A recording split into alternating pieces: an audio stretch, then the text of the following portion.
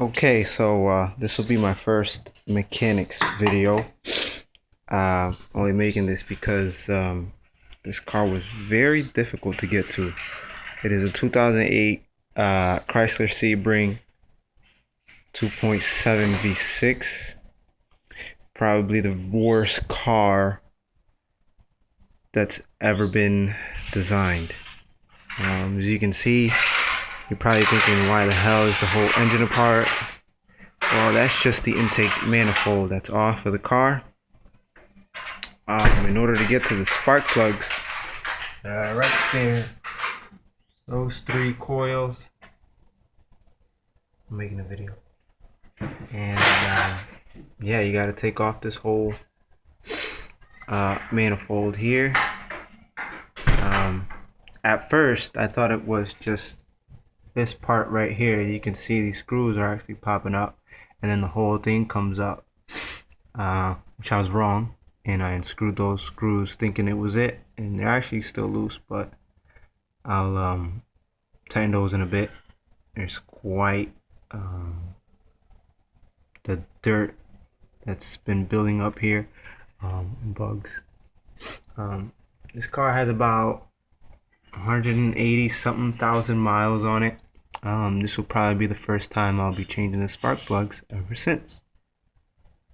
The first problem that occurred with this car was that it started to overheat. So at that point, we started seeing that there was a leak on the radiator. Changed out the whole radiator. This is how it looks when you're changing out the whole radiator. At least the way we had to do it. You actually have to remove this whole bracket here, screws here, there. These little hex or torque wrench screws. Take that out, take this out. This whole frame comes out. This front end comes off too.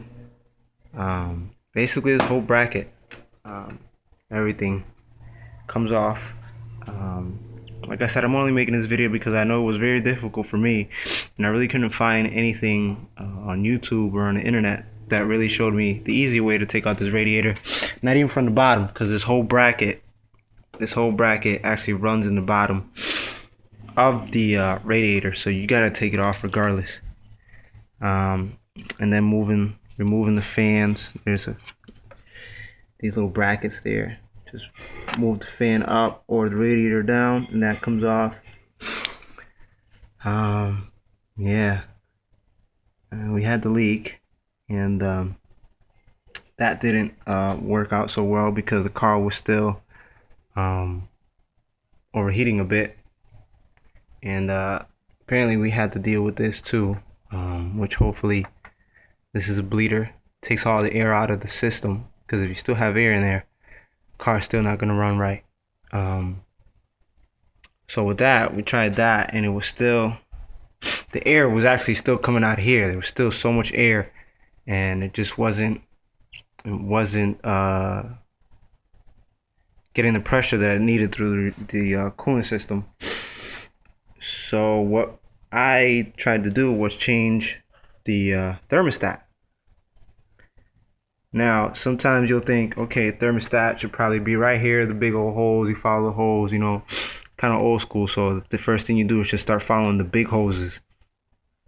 And that hose right there, that one is the one that's actually attached to the thermostat housing.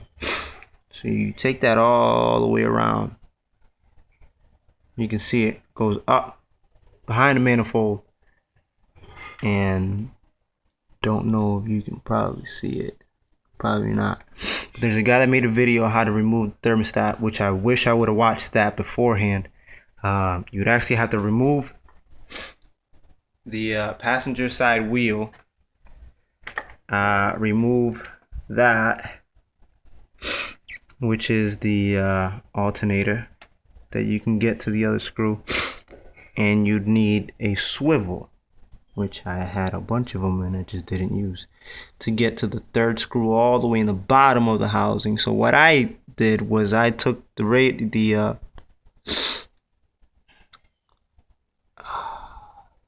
generator, or the that, and then I took off the AC compressor so I can actually reach to the bottom of the screw. And then we placed the thermostat, and then when everything was all set, water wasn't circulating through. So what my mechanic told me was that the heater core might be clogged. So what I am doing is actually bypassing the water, the heater core, which is those two hoses right there. That hose I just can't get to. I was thinking about cutting it, but didn't want to make it too short because this is a 3/4 bypass tube thingy, and I put the other hose on it. But hopefully when I bypass the heater core, hopefully the water gets to flow through it, and everything will be all set. Yeah, this is the worst card to work on, actually. I've been on this for almost a week. Yeah, sucks. You know, you gotta work all day and then no light. So this is how I spend my Memorial Day, I think it is. I don't know, Labor Day, something like that. All I know is that I have a day off on a Monday. I'm happy for that. And yeah, that's how you do it. You know,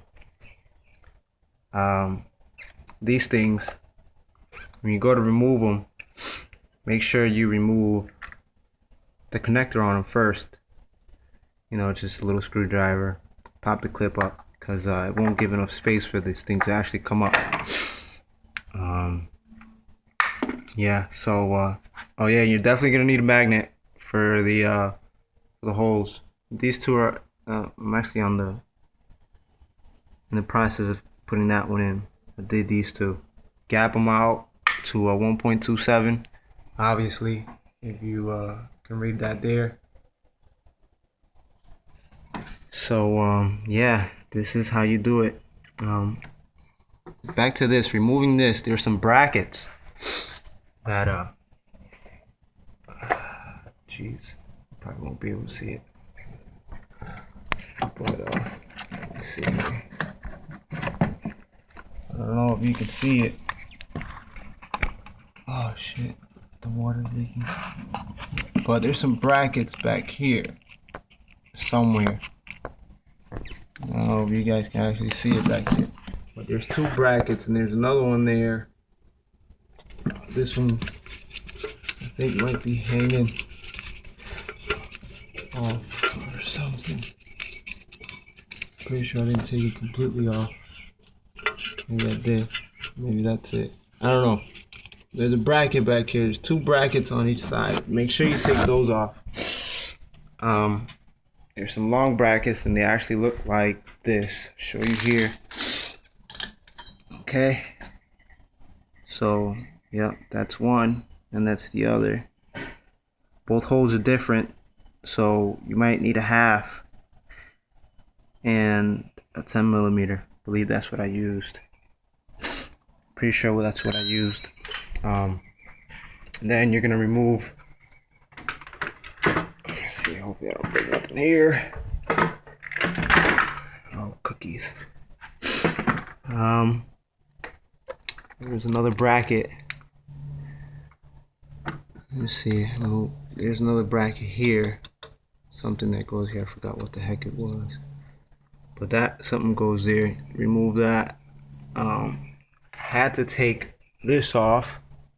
I connected up here, and that is this. If I can find it here. Bam. This bad boy. I don't know, it got something to do with the air and all that. Take these two off the bottom part. I think it's an 8 5/16. Yeah, it's 5/16. Take that out, and then you should be able to just remove this. And there was another kind of hose right here. I removed that. This clip up here, you remove it, and the clip that goes to somewhere around here. It's another one. But yeah, make sure you remove those, and that should be it. You should be able to move it off. Oh, and these. All these ones on top. Don't worry about the ones in the bottom. The ones I did, don't do that. do these top. This hose back here disconnected. And I tucked it under that little space right there and just pulled it right out. Yeah, that's the hose that goes connected right there. That hose. This hose goes there. You know, make sure you guys know what goes where. That's very essential in putting a car back together. So yeah, this is the heater core hose, which is very difficult. I don't know why. It could be clogged. The radiator, when we actually removed it, that part right there, like the plastic was just rotting off. So my dad had water going through it for some time. And I just hope it isn't the water pump, which I highly doubt, which I hope it isn't, because setting this car on fire sounds like a better idea. So yeah, that's he had water going through it, so that's why we changed out the radiator. Everything is probably corroded and eroded up in the inside, but yeah, I'm just trying to get this car up and running. So yeah, that is a video on how to do spark plugs, and maybe if you have overheating problems, override the heater core. We're in Florida, so right now the temperature is about 90 something degrees, so who the hell needs a heater, right? Yeah, so that's it, guys. Like the video, share it. You know, anybody that has the same type of vehicle. 2008 2.7 V6 Chrysler Sebring, the worst car ever. Signing out.